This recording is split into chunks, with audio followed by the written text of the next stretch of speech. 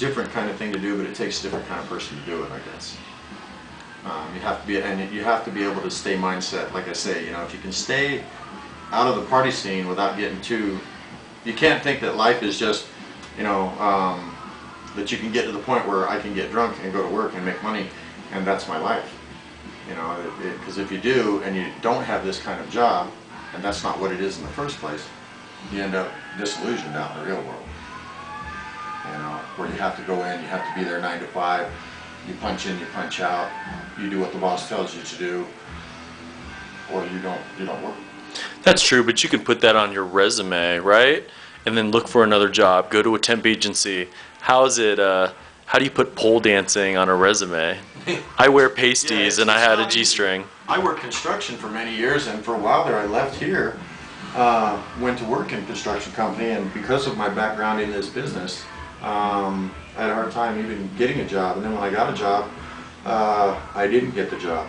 The person that they had let go, or well, apparently had left, they said they rehired.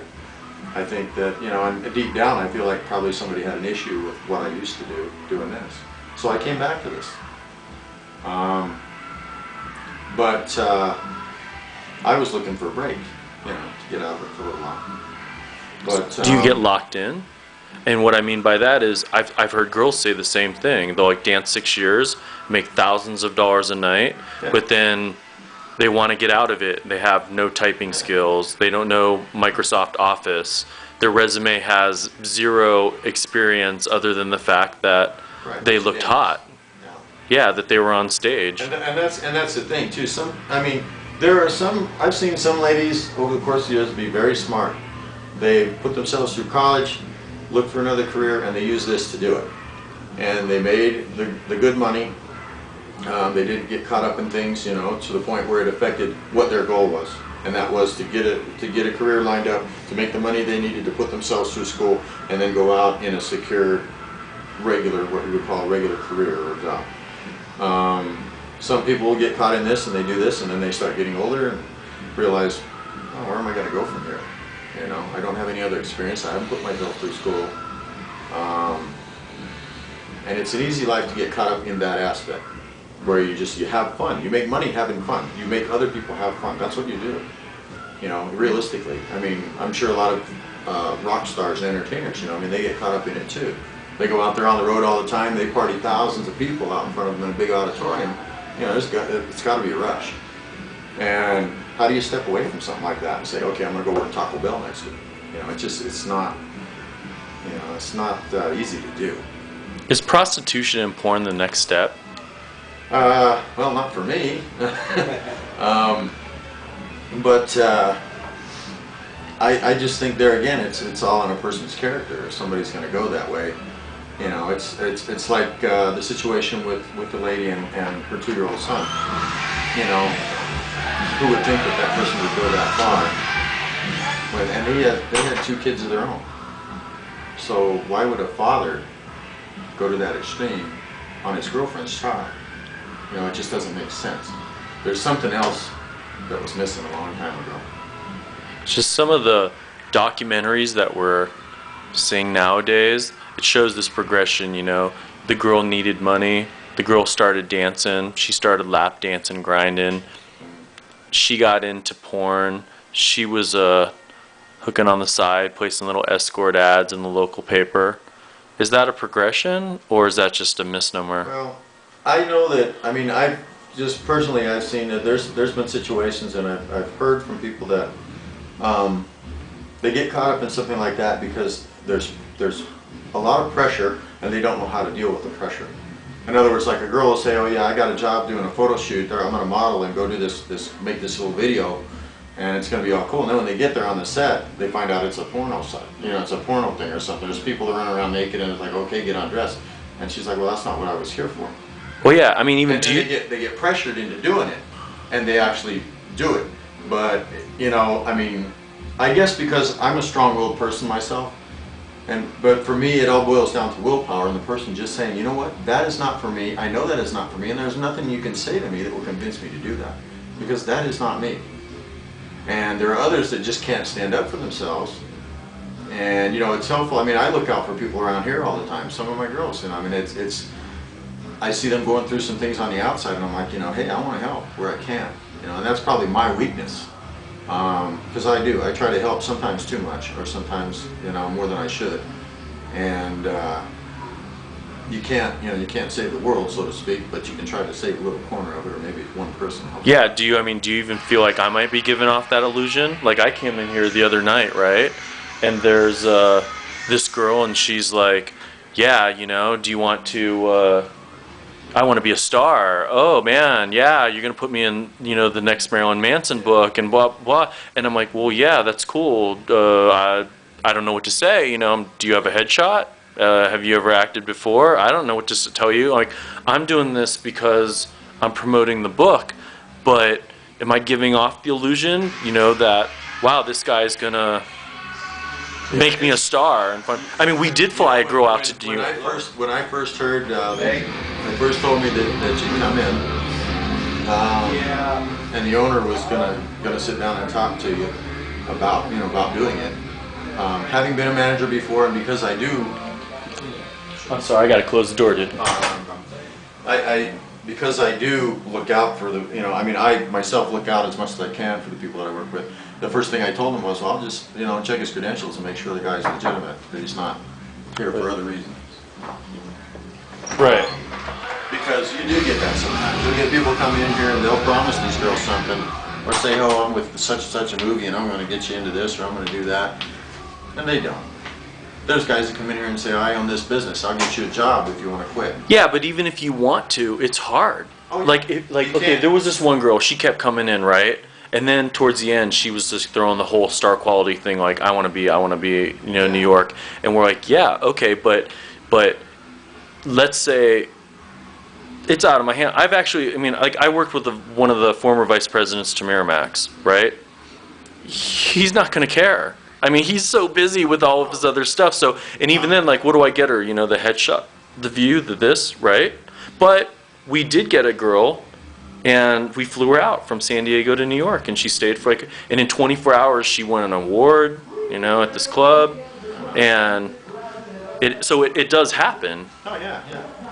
But well, I mean, that's the thing. You know, are those the expectations that people have? You know, when some people do, but I think it's just like myself. I mean, you know, I try not to have too high of expectations on things, just because the letdown is, you know, it's not worth it. I mean, it's not worth it. If you have the drive and want to do something like that, like if the girl wants to be a star, then she should be pursuing the avenues to do that. She should be looking into modeling agencies, getting an agent, doing all the things, you know, I mean, and trying to contact or getting someone that can contact people that can help her to get there. But look for the. But if she's naive, she's gonna get fucked. Yeah. You know, look around. I mean, I've done a lot of things. I've done a lot of different trades in life, and myself, I've taught myself how to do some trades. And it was just a matter of, I don't know, you call it street marketing. How are you gonna protect these girls from me? Realistically, you know, I mean, realistically, I can't. They have to protect themselves. The only thing I can do is say, okay. So I might as well just go out there and just start bending girls over. Right. All I can do is offer them what little knowledge I might have. This is my impression of the person. This is what I know about them. This is the credentials I've seen. This is what I know. You have to digest it. You have to filter it yourself. I have, if I can say it, I don't want to, you know, be cursing on a thing, but I have what I call my bullshit filter, and I run it through. And if it comes up clean, cool. If it comes out dirty. And I get more and more stories. I mean, you wouldn't believe some of the stories I get from some of my employees trying to get out of work sometimes, you know. And I've heard so many stories. After a while, it gets hard to tell what's the truth and what's not. But you just have to do the best you can, you know, roll through it. Use whatever knowledge and experience you have to make your decision. Sometimes you're going to be right, sometimes you're going to be wrong, but that's life. So what do I say if a girl says she wants to be a star? That's up to you. If you want to try and make her a star, you can tell her whatever, you know, you can tell her whatever avenue she needs to try and take to get there, that you know she would have to do.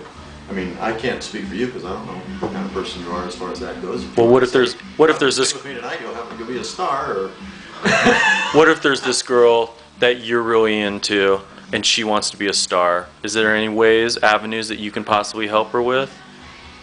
Because I'll tell you, like, out of all the girls I asked, only one girl had headshots.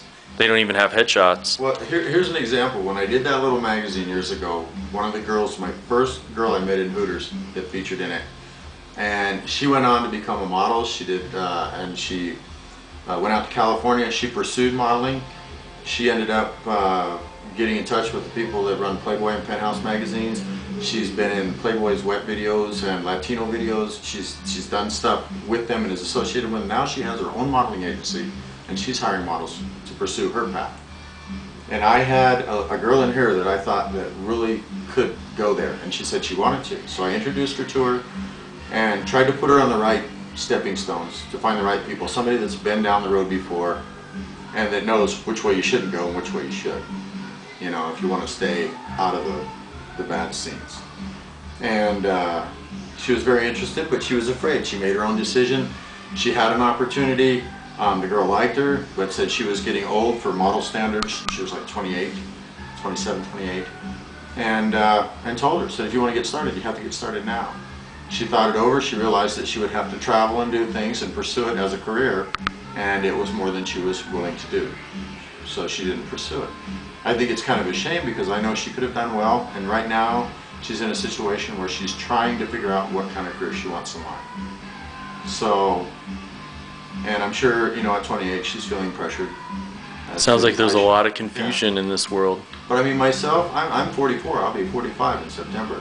And you know what? I've done a lot of different things. I know how to do a lot of things. Yeah, but now you can manage, organize, schedule, hire. You're the HR person, you're the manager, you're the account coordinator, you're the supervisor. You know, you're not a pole dancer.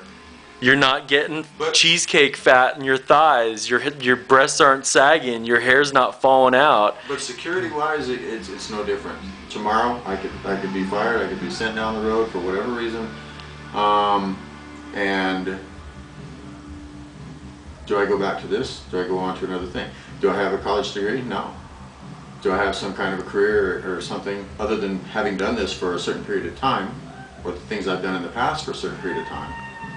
Which, after doing this for so long, I've become outdated. Where do you go? Do you stay in it? Do you pursue something else? Do you go take on whatever you can and just, you know, work and survive? It's a tough call because things do change quickly.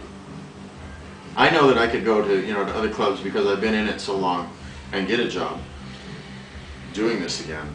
But would it pay as much? Would I be as comfortable after being in the same place for so long? You know. Do girls make better managers than men? Oh, by far the ladies make the most money. The entertainers and the cocktails make more money than the management and so on. Does a female manager make a better manager than a male manager? Equivalent wages. Equivalent wages. No, man. I mean a better manager. Like, do they work the floor better? Do they deal with the girls better? Do they supervise better? They have female dancer managers. I just think it depends on the individual. I really don't think it's a male-female issue. I think it depends. Some girls are more comfortable with other females. Some girls are comfortable with males. As long as they know that the male is respecting them. There are no cat fights? And, well, there's cat fights all the time. There are dog fights too, you know. You know, you go into, it's just, to me, I guess it's all just basic. You know, there's people that want to get ahead, they push. Sometimes there's dog fights, sometimes there's cat fights. It happens. That's just part of life. You know, it's how somebody deals with it, what they pull out of themselves to deal with it. That's where it sets for me. You make it sound like a relationship on high octane. Yeah, you could call it that. It's definitely not. It's constantly changing, constantly evolving. Just like the music show. You know, it's funny because DJing and management. Unless you've done the other jobs, the only job I couldn't do here was actually get on stage and entertain and be an entertainer. But I've been an MC on stage, I've been on the mic, I actually entertained in a girl's show with her one time, did a martial arts skit with her in it, and got to see what it's like being in the limelight, you know, in front of the crowd. But to take off my clothes and do it, no, I can't say I've been there. I understand where they're coming from, I respect their situation. When I'm in a club, I try to be a gentleman to the ladies because I know what they're going through. It's not easy, I'm sure. But I